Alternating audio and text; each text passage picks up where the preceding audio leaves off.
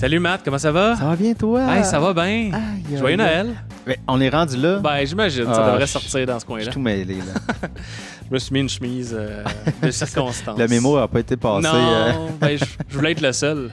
Je voulais pas que t'embarques dans mon thème. Je me suis dit, il n'y a pas de Noël. Fait que je suis en T-shirt, Non, en c'est casquette. Noël 2020. Noël 2020. Parce que dans le fond, je voyais cet épisode-là un peu, là, puis là, je mets des guillemets, mais c'était comme notre ciné-cadeau. Ouais. En quelque sorte. Un peu un épisode réconfortant, léger, beaucoup plus léger que les derniers qu'on a fait. Je sais pas ce que tu veux dire par là. C'est pas Hitchcock, mais c'est John Hughes. Oui. C'est un nom qui est connu certainement des cinéphiles, mais des autres, ça résonne peut-être pas une cloche nécessairement. C'est plus qu'on va nommer ses œuvres. Ouais. Là que, ben oui, évidemment. C'est comme un des rois des années 80 quand même. Là. Il a quand même marqué ces années-là. À sa façon. À sa façon, puis j'ai fait le compte, 16 films qu'il a écrits dans les années 80. Ouais, et je dis années 80, ça a commencé pour lui en 83. Fait qu'en 6 ans, 7 ans, 7 ans, ouais. il a écrit 16 films. Ouais, c'est ça. Il les a pas tout réalisé. Non. C'est ça. Mais quand tu regardes la liste, c'est ça qui est quand même impressionnant. Ça reste quelqu'un de la culture pop. Oui. Film familial pour la majorité. Ouais. Ado, des fois familial. Il a commencé ado, il a fini plus familial dans sa carrière, si on regarde au complet. Puis nous, on va se concentrer sur quelques films, surtout dans la première partie de sa carrière. Parce que c'est les plus intéressants qu'on trouvait. Et c'est là qu'il a plus réalisé aussi. Parce qu'il en a réalisé 8. OK. Et il en a écrit plus d'une trentaine. Une trentaine. Fait que, tu sais, c'est un scénariste à la base. On a déjà fait un épisode sur un scénariste, Charlie Kaufman, dans nos premiers épisodes. Et là, c'est un peu le même genre. Il a commencé en écrivant, il a fini par réaliser. Ouais. Il a commencé comme en écrivant de l'humour. OK. Il a écrit, tu sais, moi, le National Lampoons, je savais pas si ça référait à quoi. Je savais qu'il y a des films qui s'appelaient comme ça. Dont les Vacation et tout, et Animal House. Animal House, mais il y en a eu beaucoup. C'est une revue, en fait. C'est une revue, ouais, c'est ça. C'est comme leur Safarir. Un genre de Safarir, mais c'était plus... c'était plus Safarir, là, parce qu'il y a eu d'autres types de revues aux States qui étaient plus satiriques. Ouais. Eux, ils étaient plus dans l'humour assez léger, j'imagine. L'humour très léger. Pour les jeunes, adolescents. Peut-être qu'il y avait un peu de satire, mais pas tant. Puis quand on regarde les films, c'est plus dans le je vais dire burlesque pour être gentil, mais des fois, ça vire un peu... Facile. Facile, mais toujours drôle. Animal House, l'as-tu vu? Je l'ai pas vu, celle-là. OK, c'est bon. Mais j'ai vu des extraits, puis ça me fait rire dans ce que j'ai vu de ça. C'est classique, assez classique. Mais c'est sûr aussi, c'est un feel... tu sais, je sais pas, National Lampoon a peut-être commencé fin 70. Par contre, là, je connais pas les dates. Là. Animal House, c'était début 80. C'est fin 70 aussi. 79, 80, c'est ça, ces années-là. Tu sais, c'était le premier film un peu, je pense, d'université, fraternité, c'est ça. Party. Fait que quand tu le regardes, tu vois que ça a mis les bases après pour American Pie ou tous les films qu'on a eu après. Van Wilder, mais tous les films un peu université, party. Mais John Hughes, je pense pas qu'il était là-dessus. C'est ça, c'est juste que lui, c'est sûr qu'il faisait de la comédie, mais c'était beaucoup la comédie de, soit romantique ou de situations qui mettent en scène des adolescents et qui leur donnaient une voix vraiment, comme s'ils étaient des adultes aussi, parce que c'était ça son regard. Même s'il a commencé, il était dans la trentaine quand il a vraiment écrit, réalisé, il mettait en scène des jeunes de 16 ans, 14 ans, parce qu'il trouvait que ce qui était montré à la télé et au cinéma c'était toujours des personnages un peu insignifiants qui... Flambous, c'est ça, qui donnait une mauvaise image, alors que c'est un éternel enfant, là, John Hughes, là, c'est comme le syndrome de Peter Pan. Donc, il était même ami avec les comédiens, il développait une relation vraiment amicale avec certains comédiens qui étaient ses muses, dans le fond, là. Molly Ringwald, puis Anthony Michael Hall, qui étaient vraiment ses vedettes préférées au début. Il écrivait des films pour eux, montrer qu'ils ont des vrais problèmes. Mais c'est surtout ça. Puis on peut peut-être embarquer dessus sur Breakfast Club, parce que moi, je l'avais pas vu. C'est un film qui... je l'ai vu là, mais je l'ai pas vu avant. Mais c'est un film qui revient souvent, qui est souvent cité... dans les listes de films ados, de films plus populaires, si on veut, là, mais puis en l'écoutant, j'ai compris pourquoi, parce que, tu sais, puis quand on regarde, mettons, les films que nous, peut-être, on a eus dans nos années, là, American Pie, puis toute cette gang-là, on jouait beaucoup, tu sais, Dude, Where's My Car, là, c'est peut-être extrême, mais on jouait beaucoup sur l'idiot, le niaiseux, Et puis là, je trouvais ça intéressant, l'idée d'on met 5 archétypes. Ils sont très typés dans ce film-là. Très typé au début, mais il y a comme une ouverture. Il y a comme on craque la façade des 5, en fait. Ouais, c'est ça. Et puis, le geek, le jock, le joueur de sport, là, il fait comme de la lutte, je sais pas. Ouais, football, je pense, non? Ouais, mais il parle de lutte un moment donné, mais je pense il fait tout. Ouais, c'est ça. Il incarne ce cliché-là. Ouais. C'est ça, en tout cas. Puis là, les 5 sont là, mais c'est ça que j'ai aimé, c'est que c'est comme la rébellion contre l'autorité. Et là, tu te rends compte que les 5, il y en a qui viennent de bonnes familles, d'autres moins, tout ça, mais finalement, les 5 sont comme fuck off à tout. Puis ils ont comme vraiment, ils prennent position quand même de non, on est nos propres personnes. Puis j'ai aimé que justement, c'est un film sur le fait que les façades craquent et qu'ils s'ouvrent entre eux parce que c'était pas 5 amis. Puis là, finalement, un peu. J'ai vraiment aimé ça. Tu sais, c'est pas le film le plus drôle à vie. Probablement que certains gags ont peut-être moins mal vieilli parce qu'on a tellement vu par après, fait qu'on est peut-être moins impressionné. Mais il est moins assumé comme étant une comédie, tu sais, dans le sens, je ne sais même pas si à l'époque ça. Ouais, c'est ça. Je sais ça pas quand riait marketé, nécessairement, tu sais, parce que c'est plus touchant qu'autre chose. Tu sais. Tu peux avoir des gags, mais tu es plus dans la confidence, puis la première partie qui est beaucoup menée par le personnage de John Nelson, là, qui est comme le thug, puis qui fait juste comme... Fait que c'est sûr que ça peut être drôle, mais en même temps triste. C'est ça. Qui est comme le pré bully Johnny par Depp excellence. en fait d'habillement. Oui, c'est vrai. Parce que tu dis, lui, c'est vraiment le bully qui est plus tough. Puis après ça, tu apprends qu'ils ont toutes leurs raisons pourquoi ils sont là. Fait qu'ils ont tous comme enfreiné la loi là, du scolaire. Mais là, on n'a pas expliqué l'histoire non plus, mais ils sont en retenue un samedi. C'est ça. Pendant 8 heures. Tu viens de le faire. Il se passe rien d'autre. Et ils doivent rédiger comme une dissertation là, dont ils se foutent totalement. Oui, puis c'est qui... je sais plus, mais expliquer qui ils sont réellement. Oui, c'est ça. Quelque chose comme ça. En tout cas. Ça, je trouvais ça intéressant. L'idée du huis clos, tu sais, ça fait très pièce de théâtre. Vraiment, ben oui. Je pense que ça a été adapté par la suite.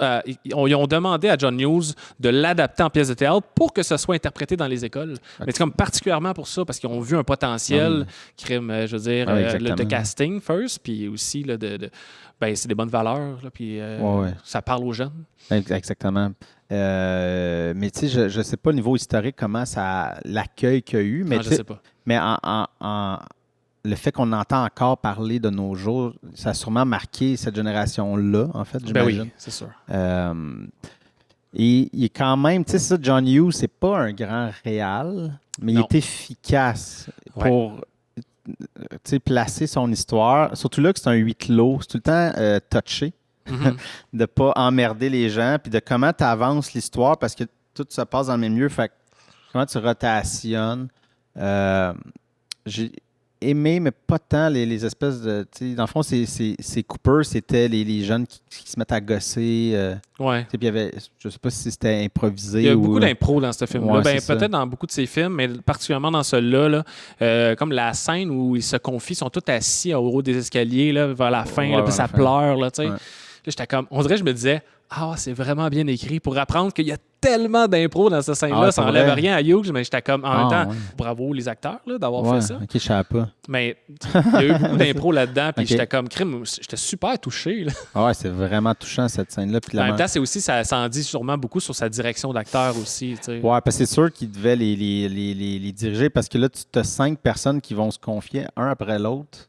Fait qu'il faut que tu gardes un momentum dans le truc. Fait que là, il ne faut pas qu'il y en ait un qui passe quelque chose puis que l'autre, après ça ta tension dramatique tombe parce que l'autre, ce qui improvise, elle cote pas c'est sûr qu'il y avait un guideline, il y avait un certain script de ça. Là. Mais on le sent parce que c'était-tu John Nelson ou l'autre fille qui, des fois, elle lance des affaires puis tu sens comme, mettons, Molly Ringwald qui est comme un peu déstabilisée de comme, qu'est-ce que... Hein? Ouais, ça se puis là, elle part de quoi, mais ça marche avec le fait que dans la vraie vie, tu te fais dire quelque chose de random ou qui attaque ta personnalité. Puis là, t'es juste comme...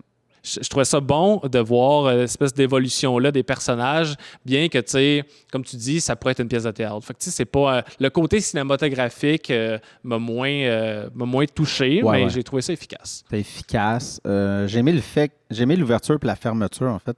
L'espèce... Tu sais, c'était vraiment assumé. Ouais. That's it, ça l'ouvre, il arrive. On les voit arriver en auto. Ouais. ils partent de la même façon, les parents Exactement. reviennent, puis c'est ça. J'ai plus apprécié que je pensais que j'ai Mhm. apprécié. En fait, je ne savais pas trop à quoi m'attendre, Ouais. tu sais, parce que je n'entendais parler, mais je n'avais jamais trop lu. C'est un de ces bons parce que même s'il y en a qui est fait par après, qui sont peut-être un peu plus développés au niveau de l'histoire, plus de lieux, plus de montage, ça reste quand même qu'il y en a qui sont un peu moins réussis. Il y avait tellement une simplicité qu'il y a moins fait d'erreurs, on pourrait dire. Ouais, ouais. Tu sais, Hughes, il écrit beaucoup, il écrivait très vite. Il avait une Ouais, réputation ouais, c'est d'écrire ça. des films en une fin de semaine. Ouais. Entre 3 et 5 jours, là, Ouais. ben, il y a de la réécriture, mais quand même. Puis, ben, c'est ça, là, il a fait 3 films presque pareils. Tu sais, mettons, je réfère à 16 Candles, qui est même, je pense, fait la même année ou un peu avant. Pretty in Pink, puis d'autres, là, Some Kind of Wonderful. Les 3, ils ont un triangle amoureux. Les 3, ils ont un sidekick comique. Les 3, ils ont le beau gosse. Fait que ça, c'est pas mal le même pattern que t'en vois un, t'es as toutes vues. Ouais. Fait qu'au moins, Breakfast Club, peut-être- il sort de ça. Ouais. Il y a quelque chose de vraiment unique. Ouais. Mais c'est vrai ce que tu dis. Je pense quasiment dans chaque film, je voyais des fois des genèses de gags qu'on voyait dans d'autres. Ouais. Comme dans Breakfast Club, il y a un moment, je pense que c'est John Nelson qui est dans le plafond, puis il passe à travers le truc. Ouais. Et moi, j'ai pensé tout de suite à Christmas Vacation, tu sais, quand il Ouais. passe à travers le grenier. Ouais, tu sais. ouais. Il y a son genre de gag Ouais. qui, je pense, il peaufinait visuellement. Mettons Ferris Bueller, Ouais. on peut peut-être y arriver, Ouais, on va y arriver. mais il y a un petit peu de Home Alone là-dedans. Ben oui, Hein? un Quand petit peu. Il le- est seul à la maison, mais là, c'est comme c'est lui qui décide d'être seul à la maison et non Ben, l'inverse. c'est là. aussi quand le directeur essaie de rentrer, là, il essaie de rentrer dans la Ouais, maison. Il y a des- regarde par c'est pas des pièges qui sont installés par Ferris, mettons, là, mais Il y a le chien. ouais, c'est Ouais, ça. j'avoue, C'est un ça, petit il y a quelque un chose feel, là, qui donne un aperçu de il va aller là 3 ans après. Là. Ah, c'est ça. Mais ouais, donc, moi, Ferris Bueller, je pense que ça a été un de mes préférés. Ben, c'est tellement du bonbon, ce film-là. Je trouve que c'est tellement dynamique, c'est tellement. Ouais. Ça bouge plus. Là. On a vraiment. Il s'en va ailleurs complètement. Mais je trouvais aussi. J'aimais beaucoup les personnages. Ouais. Je trouvais que Ferris, mais aussi Cameron Fry, là, je trouvais que c'était tellement un bon personnage là, qui est. Et tous antipodes, tu sais, sont amis, mais sont comme Ah ouais. tellement pas pareils. Ouais, exact. Puis il est tellement brisé à l'intérieur, ce personnage-là, là, qu'il y avait de quoi qui était drôle au début, touchant vers la fin, tu sais. Ah, puis tu sais, le fait que, tu sais, je sais plus dans quoi je l'ai vu, cet acteur-là. Il a joué dans plein d'autres affaires après, mais tu sais, on dirait que je le voyais, puis j'étais comme, il y a comme 40 ans, mais il a l'air d'avoir comme, tu sais, parce qu'il est comme, ouais, ma vie, ouais, c'est comme, il a 40, là, c'est son Ouais, problème. pour vrai, je pense que dans la vraie vie, il avait 30 ans autour, puis il joue quelqu'un de vraiment plus jeune. Mais ça se peut. Mais Ferris Bueller, ça, c'est extrêmement marquant dans la Ouais. cinématographie populaire américaine. Ben oui, pas juste celle de Hughes. Là. Parce que, tu sais, c'est encore les thèmes, je pense, de Breakfast Club, la jeunesse qui tient tête un peu à l'autorité, mais là, c'est encore plus dans le côté fuck off, je fais ma propre vie. Je vais faire ce que je veux, ouais. Ouais, je me promène un peu bohème. Tu sais, c'est quasiment le. Là, ça va être gros là, comme lien, puis peut-être que les gens vont me lancer des roches, mais tu sais, l'espèce les trucs des beats, les poètes beats des années 50, l'espèce de laisser aller, fuck les. Ouais, les Nos conventions, parents, on là. part, genre, Ouais. sur la route, mais là, c'est la version années 80 jeunesse, là. Mais tu sais, ça lui permettait aussi, vu qu'il c'est juste, en fait, c'est Ferris qui dit qu'il est malade puis qu'il va pas à l'école pour vivre une journée. Il va faire ce qu'il veut. Qui fait ce qu'il veut parce que c'est vers la fin de l'année scolaire puis il s'en va à l'université après. Fait que là, il est comme un peu fuck off. Ouais. Et ça permet ce truc-là d'être un peu pas random, mais de justement, OK, ils essaient d'aller dans un resto UP, ça coupe. Ah, ils essaient de faire ça. Plus par scène. Ouais, par, quasiment des sketch. sketchs, Ouais. mais que ça file pas sketch parce que de par le concept, c'est correct. Parce qu'ils décident de faire 10 000 affaires dans la journée. Ouais, c'est Fait que ça. Puis t'as toujours la trame du directeur qui est à sa recherche. Tu suis un peu sa sœur on the side. Fait que tu as d'autres intrigues parallèles. Ouais, là. c'est Fait pas que juste eux qui coupent. C'est ça. Ouais, c'est Ça a l'air moins segmenté. moins segmenté, mais tu l'acceptes quand même parce que c'est ça. Oui, C'est oui. comme fuck off, on s'en va là. Qu'est-ce qu'on fait? Suivez-moi. Puis là, ça coupe, ils sont où? Ah, OK.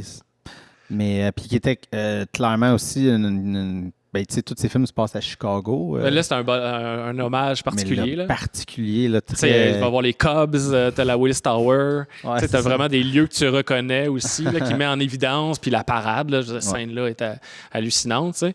Déjà, à ce moment-là, peut-être même avant, là, tu sais, son nom était rendu connu à John Hughes. Là. Les films commencent, puis John Hughes movie, film ou entertainment, il était brandé. Puis pour avoir la scène de la parade, tu sais, ça avait été annoncé qu'il va y avoir un film de John Hughes qui va être filmé là. Donc, vous venez en grand nombre, on a besoin de monde, tu sais. Ah, puis il y avait du monde. Puis il y avait du monde. Plus au-delà de leurs attentes, je pense que Matthew Broderick, il capotait. T'sais, lui, OK, il faut qu'il fasse du lip-sync, là, il va chanter les Beatles. Puis là, il y a je sais pas combien de milliers de personnes. Ouais, parce qu'on le sent. Parce que, tu sais, souvent, tu dis, bon, il filme un côté, là, mais la fin, on voit vraiment la rue. Ah oui. Tout le monde qui suit le char allégorique, puis il y avait du monde. Ben, je pense qu'il y avait une vraie parade à la base, puis ils ont profité de ça, mais... Ben, sûrement, là, parce que là, maintenant, c'était beaucoup d'organisation, mais ça reste que c'était quand même impressionnant. Ouais, c'est ça. Tu as du monde qui danse, qui sont comme je sois dans la foule, ou le gars qui lave les vitres, mais ça, c'était pas dans le script. Ils ont juste comme, hey, lève la caméra, il y a quelqu'un qui danse là, il y a quelqu'un là. Ah ouais, on demanderait les autorisations après. Là. Mais clairement, tu sais, quand il y avait le lip-sync,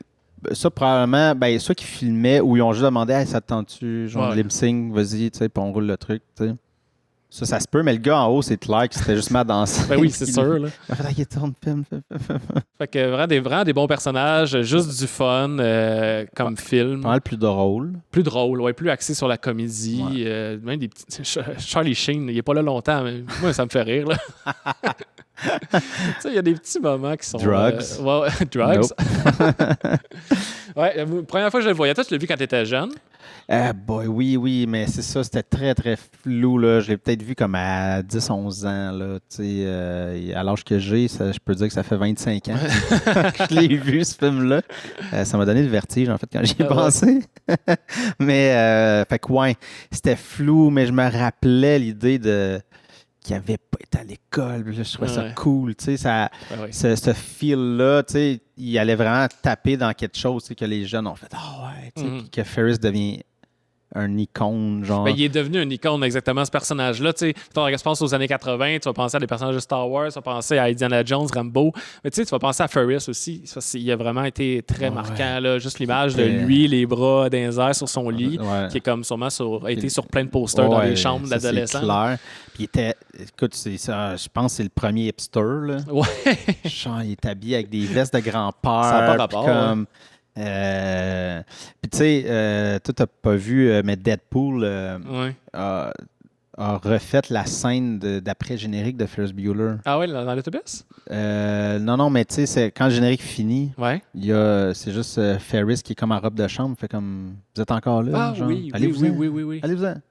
Mais la fin de la scène après-générique de Deadpool, c'est la même c'est le même plan. Ils ont la même déco, ils ont recréé pareil, puis il a la même robe de chambre. Nice. Puis, mais je pense qu'il est un petit peu plus vulgaire que Ferris, mais c'est un peu sensiblement la même affaire. Qu'est-ce que vous foutez ici? Puis, c'est cool, mais ça permet aussi de dire que dans le fond, il brisait beaucoup le quatrième mur. Presque tous ses films ont un petit regard à caméra, pas toujours de parler, mais il y en a d'autres. Là, je pense que c'est Pretty in Pink, là, John Cryer, qui fait juste... Il se faisait quelque chose de vraiment weird, mais il regarde la caméra pour avoir comme une approbation du spectateur. Tu sais. Fait que ça, c'est beaucoup dans Ferris, puis ça j'aime ça. Tu sais, c'est que Ferris, je pense, c'est un peu peut-être... c'est tout le package de pourquoi il est devenu l'espèce d'icône, c'est que dès le départ, il parle à la caméra, fait que c'est comme si tu étais ami avec, puis tu sais, il y a comme une familiarité. Ah ouais, c'est ça, si tu veux rater l'école, fais ça, mais faut pas que tu pousses trop, là, parce qu'ils vont t'amener chez le docteur, puis là, tu veux pas aller chez le docteur. Puis là, tu sais, fait que là, il t'amène dans sa complicité de ça, fait que c'est sûr que quand tu le vois dans les années ados, probablement, puis à cette époque-là. Ça te parle beaucoup. Ça te parler énormément. Là. Ben oui. Puis là, le temps avance, déjà, mais on peut peut-être passer à... Là, il est tombé adulte. Il est tombé adulte. Une brève partie de sa carrière avec Planes, Trains and Automobiles en 87, qu'il a réalisé aussi. Donc, ça fait 3 films qu'on parle de lui, tous des réalisations de John Hughes. Et écrit, bien sûr. Moi, j'ai vraiment aimé ça. Ouais, j'ai vraiment adoré. Aux États-Unis, c'est vraiment un film culte, plus qu'ailleurs, parce que c'est un film qui se passe pour la Thanksgiving. Donc, c'est vraiment axé sur cette fête-là qui est extrêmement importante aux États-Unis. Ouais. Comme Christmas Vacation, qu'on va parler tantôt, revient à chaque Noël. Planes, Trains and Automobiles revient à chaque Thanksgiving. Les Américains écoutent ça en famille. Moi, je ne l'avais pas vu, mais tu sais, je n'entendais autant parler que Christmas, mettons, quand tu vas sur les blogs américains, puis ça ressort, puis j'étais comme, OK, c'est vraiment bon. Vraiment très bon. simple. Encore là, road movie, c'est juste un Steve Martin qui travaille à New York. Sa famille est à Chicago. Ouais. Je sais pas pourquoi. Mais je pense qu'il allait pour un meeting. Ouais, c'est comme pas dit, mais il faut qu'il retourne pour la Thanksgiving, en fait. Il veut retourner avec sa famille et ses enfants. Et évidemment, ça va mal se passer. Les avions... Tempête de neige à Chicago. Ouais, tout est débordé. Puis là, il se perd. Pas il se perd, mais il atterrit plus loin. Et là, c'est une suite de j'essaie de trouver un moyen de transport. Et le titre le dit. Il fait pas mal le tour de tous les moyens de transport. Et c'est avec le regretté John Candy que j'adore d'amour. Je l'aime tellement, cet homme-là. Là. Ah ouais, il est parfait. Là. Il est vraiment parfait, particulièrement dans ce rôle-là. Là. Il est un tellement vendeur drôle. d'anneaux de rideaux de douche. De rideaux de douche. C'est drôle, ça. Ça, c'est excellent. C'est vraiment bon. Mais ouais, j'ai adoré ça. J'ai vraiment beaucoup ri. Moi aussi. J'ai ri fort. Encore là, c'est ça, c'est son rythme quand même. Tu sais, c'est pas des gags à la minute. Il place ses scènes, il place les trucs et ça devient très payant.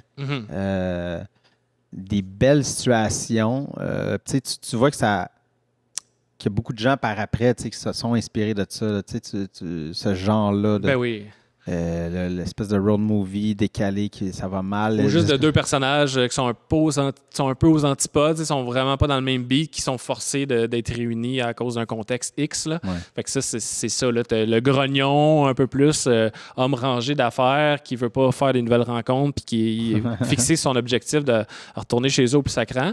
Et t'as John Candy qui, au final, on apprend à la fin du film qu'il n'y a pas de famille. Ouais. Puis qu'il était juste content d'avoir une présence. Un ami. Très touchant. Très touchant, pour vrai. Puis c'est peut-être le meilleur personnage de tous les films de John Hughes que j'ai vus. Ouais. Je veux dire, moi, c'est parce qu'il m'a fait rire et je le trouve touchant. Puis c'est sûr qu'il est devenu une muse de John Hughes par la suite. C'est pas la première fois qu'il travaillait avec, mais en tout cas, il y a eu beaucoup de films que John Hughes a écrits pour John Candy. Ouais. Vraiment, Uncle Buck par la suite. Puis il y en a d'autres, Great Outdoors. Il y a une apparition dans Home Alone. Oui, il apparaît dans Home Alone, exactement. Mais c'était vraiment il était solide comédien. Sa fiche de route. J'ai pas vu beaucoup de ses films. Dans Spaceballs. Ouais, je sais, il a fait Spaceballs. Il joue Burke. Ouais. Mi-homme, mi-chien. Je suis mon propre meilleur ami. Ça m'a toujours fait rire, mais j'avais 7 ans. Ouais. Mais c'est sûr, c'est plus drôle. Mais on est ailleurs, là. On est ailleurs. Alors, ouais, Planes, j'ai vraiment... Ouais, j'ai aimé c'était bien balancé à chaque fois, là, tu sais, la progression de de la relation qu'ils développent ensemble. Ouais. C'est pas comme je t'haïs, hop, je t'aime. Il y a vraiment c'est en montagne russe, ça va, ça vient. Des fois, il tolère, à un moment donné, il est comme, je suis plus capable. OK, là, on se sépare, on revient. C'est un peu comme, là, je fais une référence plus récente, mais The Green Book. As-tu vu? Oui. C'est ça, c'est deux personnages qui se ressemblent pas vraiment, qui sont pognés pour être sur la route ensemble et qui vont finir à Noël ensemble, là, à Thanksgiving. Mais c'est même assez tôt, dans le premier tiers du film, quand ils sont dans le premier hôtel, puis ils se lèvent en plein milieu de la nuit, puis ils se réveillent, puis là, il vraiment, comme Steve Martin, il pète une coche, là. C'est un peu drôle, puis il pète une coche, puis après, la réponse de John Candy, là, ça m'a quasiment fait craquer, là. Ah ouais, c'est ça, ça joue sur le... parce qu'il c'est qu'il se raclait les sinus. Ouais. Mais sinon, je vais ronfler toute la nuit. Puis comme... Puis, tu sais, parce que ça part drôle, mais même quand Steve Martin, il commence, c'est drôle. Puis plus il avance, plus tu fais comme, OK, non, c'est pas drôle. C'est pas drôle, puis quand ça a juste l'insulter, puis comme, t'es un vendeur de paquets, blablabla. C'est OK, pourquoi tu l'insultes? Tu sais, comme... En tout cas... C'est vraiment gratuit. Mais... C'est assez gratuit.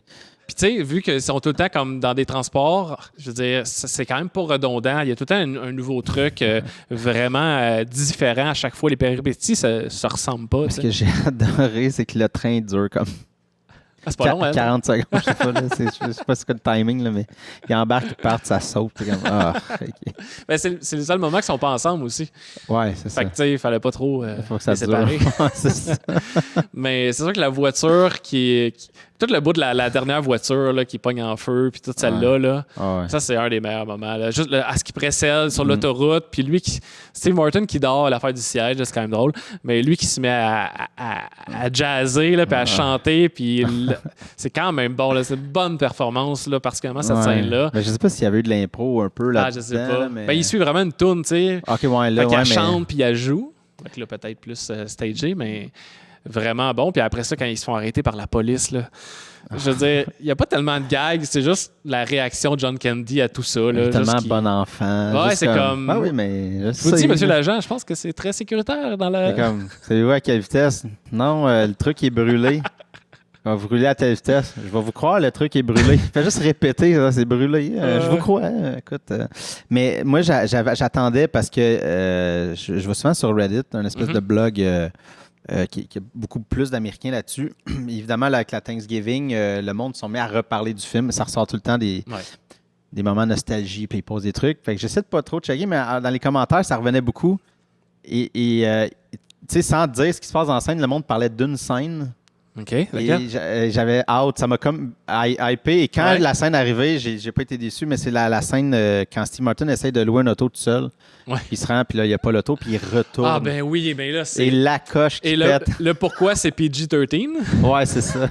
Il y a beaucoup de fuck. Il y a 18 fucking, je pense. Ouais, c'est ça. Fuck.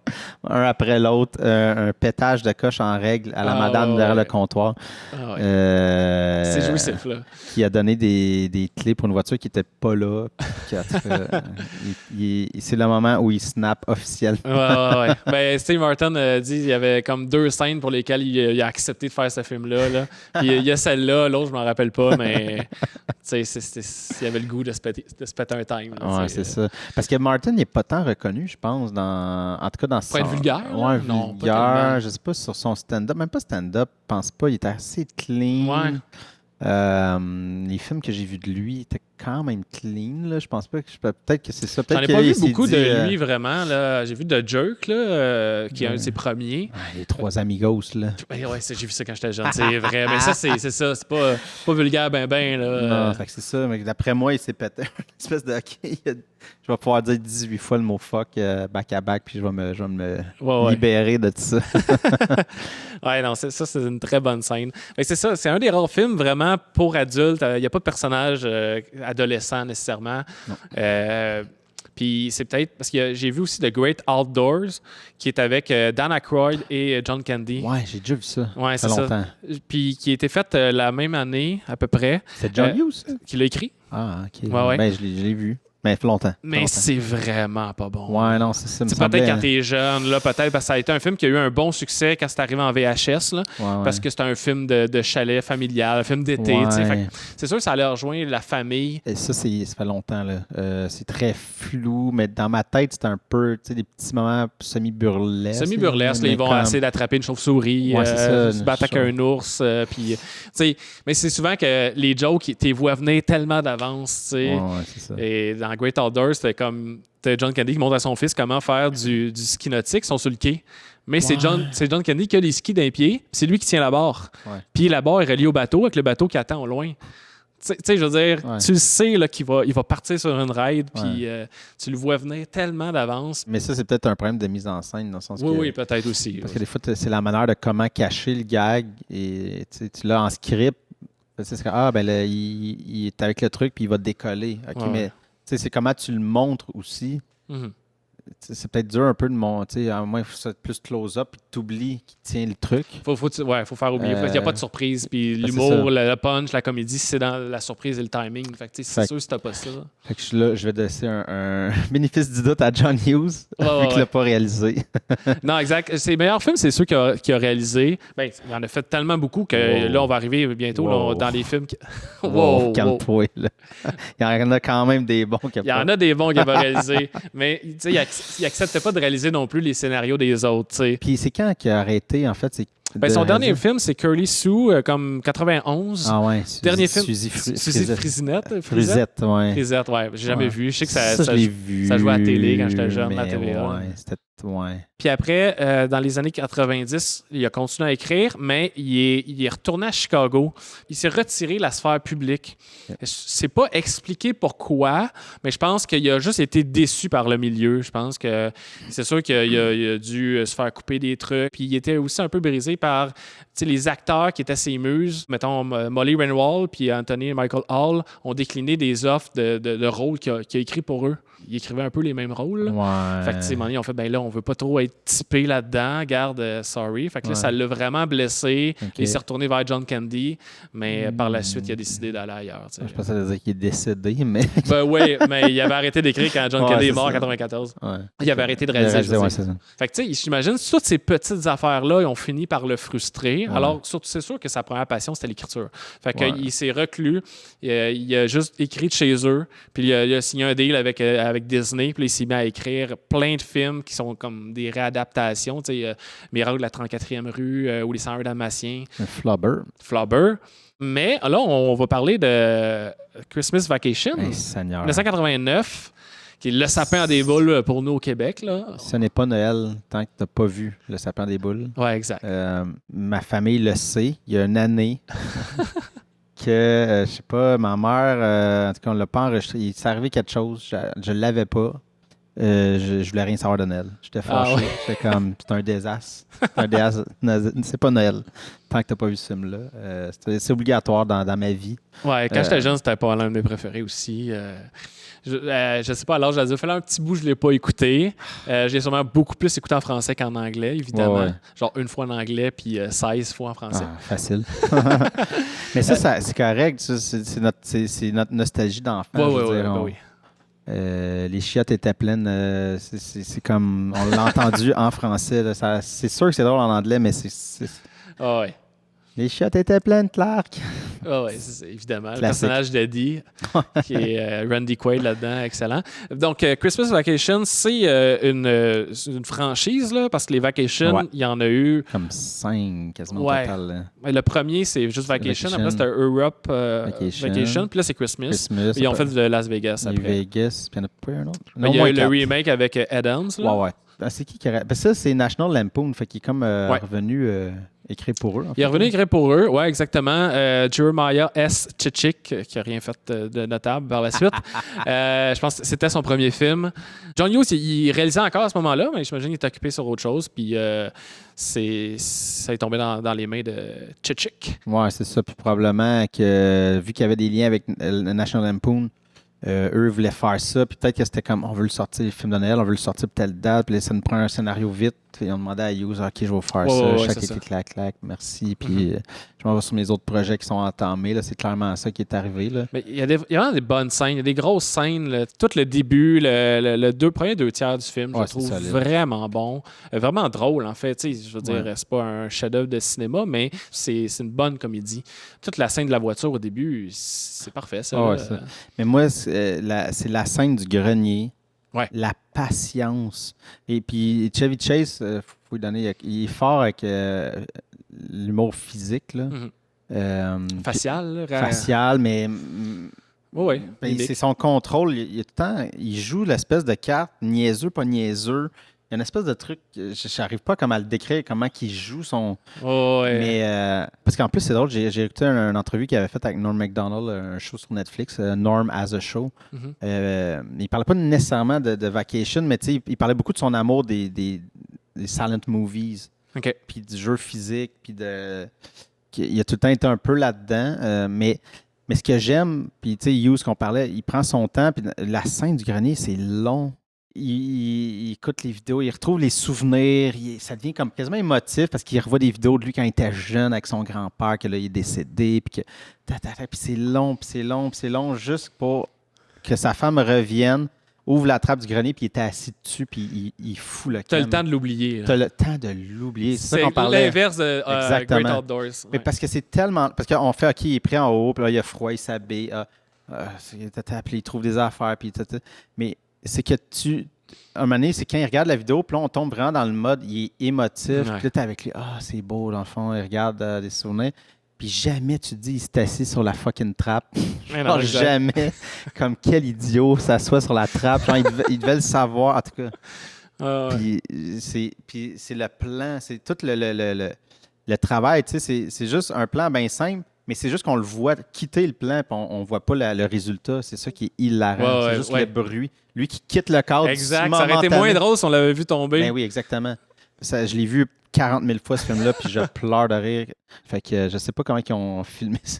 Tu sais, Chevy Chase, c'est pas un grand acteur. Je pense pas que c'est une grande personne non plus, là, mais dans ce film-là, il est à sa place. Il est vraiment le candidat parfait pour ce rôle-là. C'est sûr que c'est pas la première fois qu'il l'incarnait, là, mais il est magique. Là, il fait le film, là, entre autres. Oui, c'est ça. Mais je parlais tantôt, le beau-frère qui vide ses chiottes. Là, puis un peu plus, caca, pipi. Caca, mais les gags qui font plus rire, c'est des affaires tellement under, puis c'est de la manière qu'il livre. Puis là, en plus, c'est en doublé, là, mais quand je parlais du côté physique, c'est quand il met les lumières, puis qu'il commence à tomber, il se tient après la gouttière, puis sa manche est pognée. C'est vraiment du film muet, là, parce qu'il parle pas. Il est juste comme... puis il tombe, il échappe un truc, il se tient le truc, la gouttière, et puis il tombe en bas. Et puis, moi, c'est vraiment l'espèce, c'est la finale que sa femme sort en regardant comme. Parce qu'il y a un bruit, puis elle regarde dans les airs en disant Clark, le dîner est prêt. Puis t'entends juste le buisson. Ça tombe bien, j'ai faim. Mais juste ça me fait mourir de rire. Je suis comme, c'est facile. Ben, facile. C'est pas un grand gag, mais c'est efficace. Juste dans la livraison du truc. Ben, l'image de la maison illuminée est forte. Elle est restée. C'est un bon flash, là. Une espèce de l'obsession du personnage tout le long. Il y a tellement de misère à y arriver, mais quand il arrive, ça paye. Là, ça fait un beau moment de cinéma quand même. Ah, vraiment. Mais là, le temps avance. Home Alone. Au bateau. Oui. Donc là, on est en 1990, l'année suivante, réalisé par Chris Columbus. Ouais. Avec Macaulay Culkin, qu'on a comme découvert l'année d'avant avec Uncle Buck. Fait que là, on n'en parlera peut-être pas en long en large, mais moi, je l'ai écouté. Oui, parce que tu l'as réécouté. Moi, je l'ai vu 2-3 fois, mais plus jeune. Là. C'est quand même bon. C'est bon. C'est bon pareil. Hein? Je m'attendais vraiment à trouver ça ordinaire parce que c'est comme un scénario qu'on a vu souvent. Là, c'est John Candy qui est l'oncle Buck qui va garder, en fait, 3 enfants. Dont Macaulay Culkin. Qu'on voit pas beaucoup, parce que la vedette est sur John Candy. Oui, c'est ça. Fait que c'est un peu... c'est un truc qui a été refait souvent, l'espèce de... les films de... Hulk Hogan le fait. C'est ça que tu te dit Hulk Hogan, mais tu sais, The Rock, l'espèce de... L'homme faut qu'il garde des enfants, peu importe le X, le pourquoi, là, mais qui se trouvait avec des enfants. Mais qui arrive d'un autre milieu complètement. John Candy est parfait parce que... Tu sais, il les aime, c'est ses neveux, mais en même temps, il est tellement vieux garçon, puis comme grognon, mais comme... Mais moi, ça fait longtemps, là, mais tu sais, moi, c'est la scène qui fait les pancakes avec la pelle. Ça, quand j'étais enfant, je voulais que ma mère fasse ça. J'étais comme, je veux une pancake grosse de même. Puis, parce que puis ça, je te parlais de chainsaw, mais mon souvenir était... dans ta tête, c'est une chainsaw, mais c'est une perceuse. C'est une perceuse, OK. Oui, mais c'est ça. Parce qu'il défonce la porte. Je pensais même pas qu'on en parlerait, mais on a ouvert la porte, là, puis Home Alone va attendre. Là. Ouais. Donc, ce qui se passe, c'est ça, il garde des enfants, puis la plus vieille, elle est comme adolescente, fait qu'il y a vraiment de la misère avec. Les deux petits, Macaulay Culkin et la fille, ils ont comme 5-6 ans, entre 5 et 8 ans. Là. Ils écoutent plus, là, ils écoutent plus, c'est ça, fait qu'il y a du fun avec eux, mais celle de 14-16 ans est plus rough, puis elle déteste dès le début. Mais parce qu'elle aussi est en mode émancipation, là, puis elle veut avoir un chum, tout ça, puis lui, il sait pas comment dealer, là. Il est comme pas bien avec ça, le fait qu'elle aille embrasser un autre gars. Il rend service, mais elle veut rien savoir. C'est ça, lui, il va juste comme essayer de menacer sa date avec une perceuse. Ouais, mais c'est parce que dans ma tête, c'est une chainsaw parce qu'il défonçait à la porte, mais il défonce à coup de pied avec la perceuse. Il rentre la perceuse dans serrure. Et là, il rentre. Je sais pas, mais dans mon souvenir, ça a transformé en chainsaw parce que je savais qu'il pétait à la porte avant de rentrer. Ouais. Mais c'est quand même baller d'arriver avec une perceuse dans un party d'ado. Ben, le plan aller chercher. Le blanc est super bon parce que, tu sais, il est en contre-jour parce que la chambre est noire. Ouais. Elle est dans le noir. Dans le corridor, c'est éclairé. Fait que quand il ouvre la porte, t'as lui en contre-jour avec sa shape, tu sais. Ouais. Puis une perceuse dans les airs, tu sais. L'image est forte, là. Elle est drôle. Non, il y a vraiment des bons gags. Il y a comme une minute, là, où c'est comme une espèce d'interrogatoire, Macaulay Culkin puis John Candy. Je sais pas si tu te rappelles. Il se lance la balle, mais c'est comme, il pose une question, question-réponse. Mais c'est drôle, puis il a fallu même que je recule, je fasse pause parce que je riais par-dessus les gags qui suivaient. Ouais. Ouais, il était fort, Macaulay Culkin. C'est pas rien qu'après, ils ont fait comme, OK, il y a quelque chose à faire avec ce petit gars-là. Là. Ouais, c'est ça. Évidemment. On va y arriver. Finalement, prise 2, Home Alone, Macaulay Culkin, qui est laissé seul à la maison. Je pense que tout le monde a pas mal vu ce film-là si vous êtes dans notre génération. Ouais. C'est assez évident. Là. C'est son film à John Hughes qui a le plus marché de tous les films. Ouais. Et je pense que c'était un record de box-office pour cette année-là. Ça se peut. En 90, elle a dépassé Goodfellas puis d'autres films qui sont sortis la même année. Parce qu'évidemment, ça a rejoint plus large, film de Noël.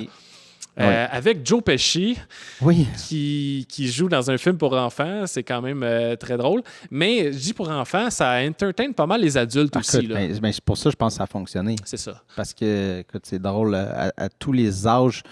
Parce que si t'es un kid, c'est sûr que t'es émerveillé. C'est super physique. Ouais. Mais en même temps, comme c'est super violent aussi. Ah, Seigneur. Mais moi, j'ai plus vu le 2 dans ma vie. Et le 2... John Hughes, il y a-tu rapport avec le 2? Ou il y a... Oui, il a écrit les deux. C'est ça. Le 2, chaque piège, il aurait dû mourir. Là. Ben oui. Le premier, c'est une brique d'en face. Puis t'as comme là, le personnage, pas Joe Pesci, mais l'autre, là, le plus grand, le plus niaiseux. Daniel Stern, joué par Daniel Stern. Oui, exactement. Je pense qu'il reçoit 4-5 briques sur la tête. Ouais, c'est sûr qu'il aurait été mort. Ouais, du 3e étage. Ben oui. Tu sais, dans le 1, c'est ça, c'est les boules de Noël, ils pilent dessus, ils se blessent. C'est plus les pots de peinture, ça sonne, mais tu sais, s'ils sont pas trop pleins. Mais l'autre, c'est comme une barre de métal. La torche sa tête, qui se met la tête dans le kérosène, tout explose. Le 2, la différence entre le 1, il est oublié à la maison, chez lui, ils vont faire des pièges. Dans le 2, il va prendre le mauvais avion. Fait qu'il va se ramasser à New York. C'est Lost in New York, le second titre du film. Donc, et par hasard, comme un drôle d'hasard, on va croiser les mêmes méchants dans cette grande ville de New York 2 ans après. Les casseurs poisseux. Des casseurs poisseux. Donc, et il va aller se réfugier chez un oncle qui a une maison là et qui est en construction. Et évidemment, l'oncle, la tante sont en voyage, donc la maison est libre, va s'infiltrer dans la maison et là, va avoir un terrain de jeu incroyable pour faire des mauvais coups.